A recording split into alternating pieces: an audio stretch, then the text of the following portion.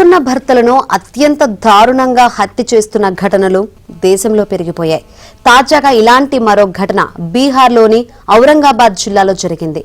తన మామను పెళ్లి చేసుకోవాలన్న ఆలోచనతో అడ్డుగా ఉన్న భర్తను భార్య సుపారీ గ్యాంగ్తో హత్య చేయించింది.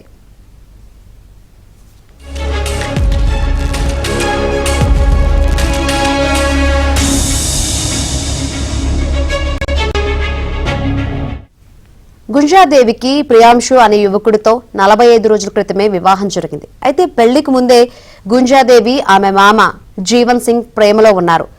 ఈ విషయం ఇంట్లో చెబితే కుటుంబ సభ్యులు నిరాకరించారు. ఆ తర్వాత ప్రియాంశుతో దేవికి బలవంతంగా వివాహం చేశారు. దీంతో భర్త అడ్డు తొలగించుకోవాలని నిందితురాలు భావించింది.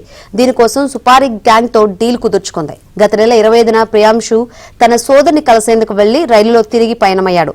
ఈ క్రమంలో నవీనగర్ స్టేషన్ నుంచి ఇంటికి వెళ్తుండగా ఇద్దరు వ్యక్తులు అతనిపై కాల్పులు జరిపారు. దీంతో అక్కడికక్కడే ప్రాణాలు కోల్పోయాడు.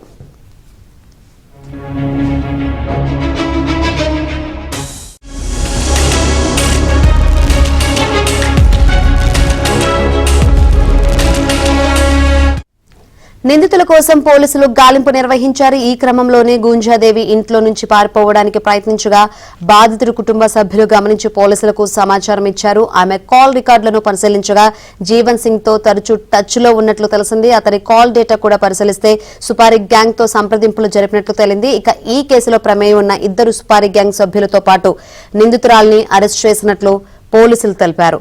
జీవన్ సింగ్ పరారీలో ఉండగా అతని కోసం గాలిస్తున్నట్లు చెప్పారు.